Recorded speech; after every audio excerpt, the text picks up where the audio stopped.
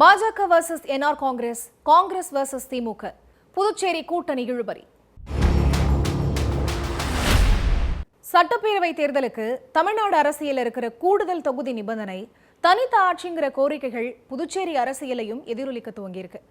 தேசிய ஜனநாயக கூட்டணியில பிரதான கட்சியாய் இருக்கிற என்ஆர் காங்கிரஸ் கடந்த முறை ஒதுக்கப்பட்ட 16 தொகுதிகளுக்கும் கூடுதலான தொகுதிகளை கேட்க பாஜகவும் அதிக தொகுதிகளை கேட்கிறதா தெரியுது.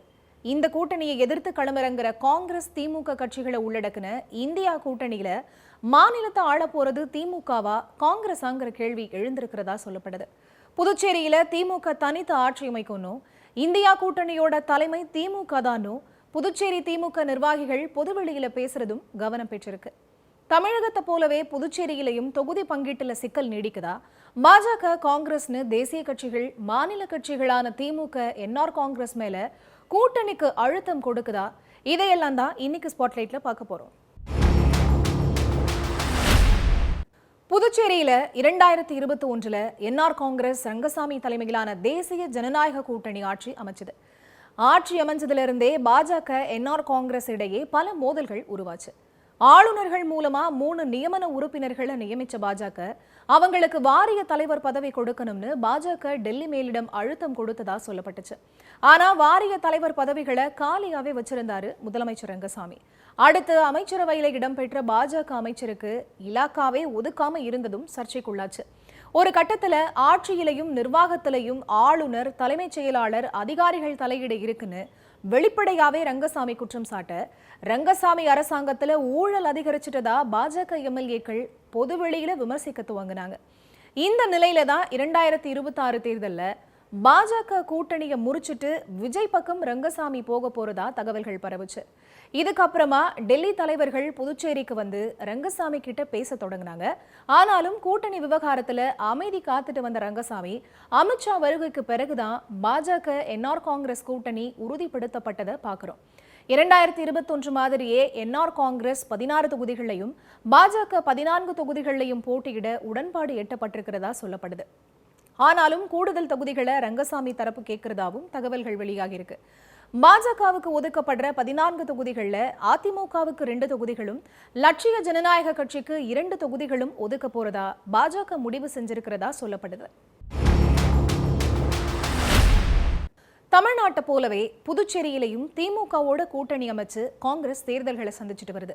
2006, 2016ன்னு 2 தடவையும் திமுக ஆதரவோட காங்கிரஸ் ஆட்சி அமைச்ச நிலையில 2026 தேர்தலில் திமுக தனிச்சு ஆட்சி அமைக்கும்னு முன்வச்சிட்டு வர முழக்கம் காங்கிரஸுக்கு கலக்கத்தை கொடுத்திருக்கு.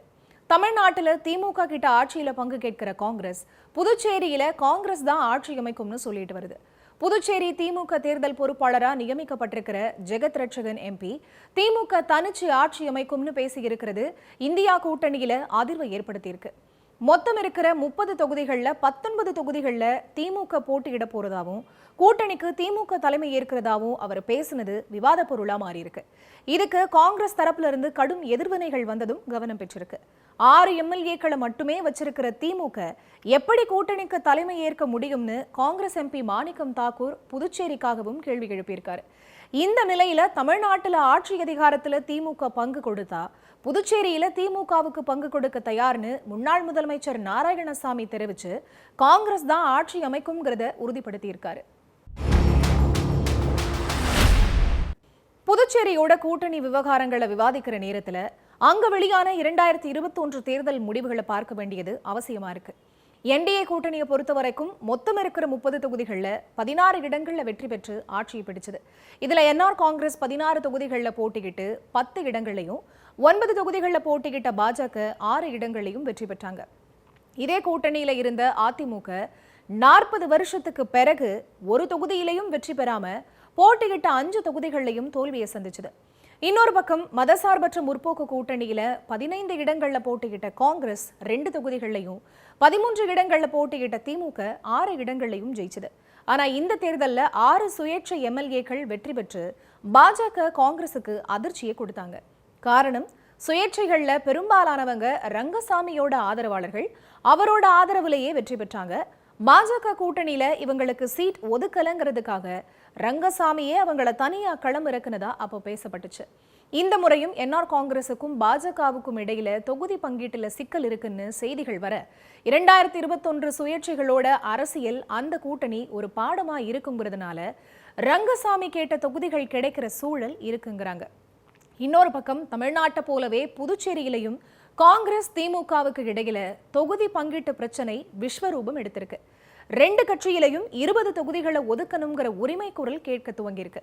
அதே சமயம் தமிழ்நாட்டிலையும் புதுச்சேரியிலையும் காங்கிரஸ் திமுகன்னு 2 கட்சியிலையும் 2ஆம் கட்ட தலைவர்கள் என்னதான் பேசினாலும் இறுதி முடிவெடுக்க போறது திமுக தலைவர் மு.க. ஸ்டாலினும் காங்கிரஸ் தலைவர் ராகுல் காந்தியும் தாங்கிறது யதார்த்தமா இருக்கு.